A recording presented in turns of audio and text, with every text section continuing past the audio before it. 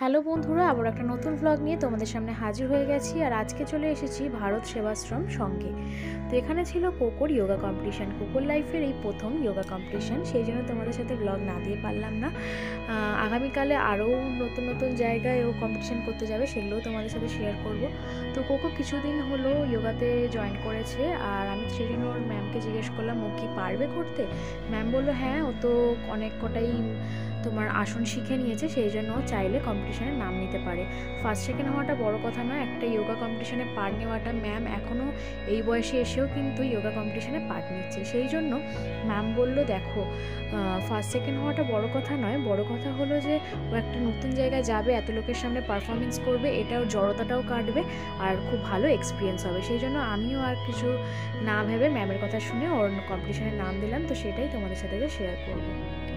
এখানে এসে জানতে পারলাম অল বেঙ্গল অনুযায়ী যোগা কম্পিটিশান হচ্ছে। তো আমরা এসেই প্রথমে ফর্ম ফিল আপ করে নিলাম। এখন আমরা ভিতরে ঢুকে গেছি যে হলটায় আর কি যোগা কম্পিটিশান হবে। তো সেকশন ভাগ করা ছিল, এখানে ছোটদের হচ্ছিল।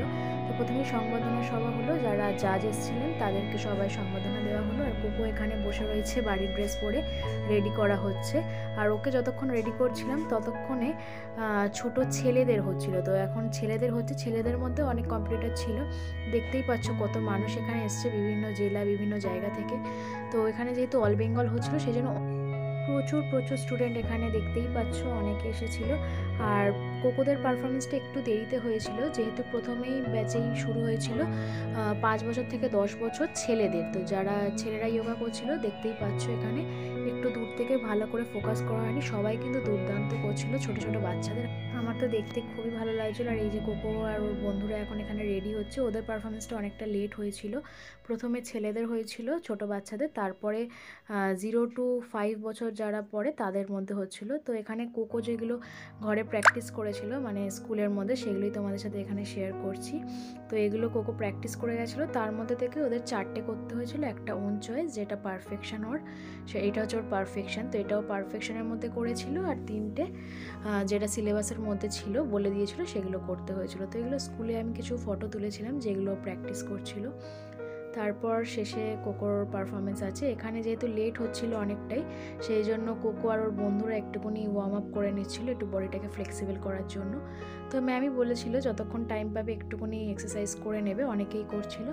তো কোকো আর কোকোর বন্ধু খুব এনজয় করছিল ওখানে গিয়ে, এত মানুষের মধ্যে সত্যি ওদেরও খুব ভালো লাগছিল আর আমাদেরও খুব ভালো লাগছিল। অনেকটা সময় খুব আছে, মানে কোকোদের এজ গ্রুপের যে মেয়েরা তারা উঠে গেছে স্টেজে, তো সবাই করছে, সেগুলো দেখাচ্ছি। তারপরে কোকোর যখন পারফরমেন্স হবে সেটাও তোমাদের সাথে শেয়ার করব।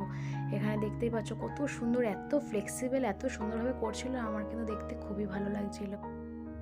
যোগা এমনই একটা জিনিস, রোগ মুক্তি তো হয়, মানে শরীরের খুব ভালো থাকে, তার মধ্যে একটা বাচ্চাদের মধ্যে এত বিহেভিয়ারটা এস্টাবলিশ করে না, খুব ভালো লাগে। সেই জন্য বিহেভিয়ার, প্রপার ম্যানার্স, এগুলোও কিন্তু যোগার মাধ্যমে বাচ্চাদের মধ্যে চলে আসে ছোট থেকেই যারা শেখে।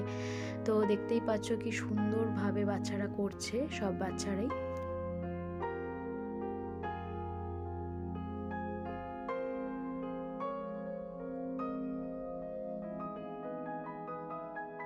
যারা ভলেন্টিয়াররা ওখানে ছিল খুব কোঅপারেটিভ, খুব ভালোভাবে বাচ্চাদের সবারই পরপর নাম্বার অনুযায়ী নাম ডাকা হচ্ছিল। তো কোকোর নাম্বার চলে এসেছে, ও এখন স্টেজে উঠে গেছে, এবার ওর পারফরমেন্স দেখাবো।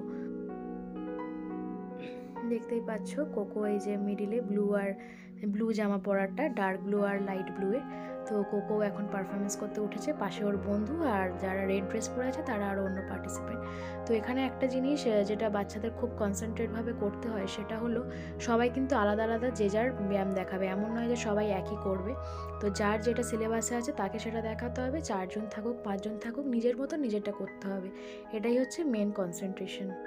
তো কোকো যেহেতু ফার্স্টবার করছিল, আমি ভাবছিলাম যে এত মানে 3জন 4জন পাশে ওর আছে, সবাই আলাদা আলাদা করবে, ও একটু কনসেন্ট্রেশন হারাবে হয়তো। তো আমি বেশি টেনশন করছিলাম। কোকো কিন্তু খুব গ্রেসফুলি ওর যা যা করার ও কিন্তু সবটাই করেছিল। ম্যামও খুব খুশি হয়েছে আর আমি তো খুশি হয়েছি। ওর যে বন্ধু সেও খুব ভালোভাবে করছিল, দেখতেই পাচ্ছ। আর পাশের দুটো মেয়েরও খুব সুন্দর হচ্ছিল।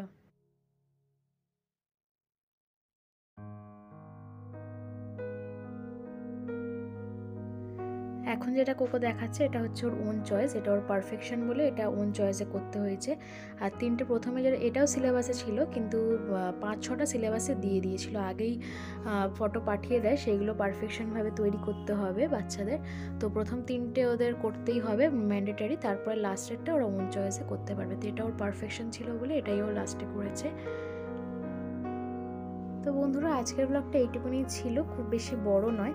তোমাদের কেমন লাগলো অবশ্যই কিন্তু আমাকে জানাতে ভুলো না। কোকোর কিন্তু আজকে কম্পিটিশনে ভাগ নিয়ে খুবই ভালো লেগেছে, ও বলেছে আরও কম্পিটিশন হলে আমি আরও করব, এটাই খুব ভালো লাগলো যে ও নিজে এত আগ্রহ দেখাচ্ছে। তো আজকের মতন এখানে বিদায় জানাচ্ছি, দেখা হচ্ছে আর একটা নতুন কোনো ব্লগের সাথে। Bye bye, take care.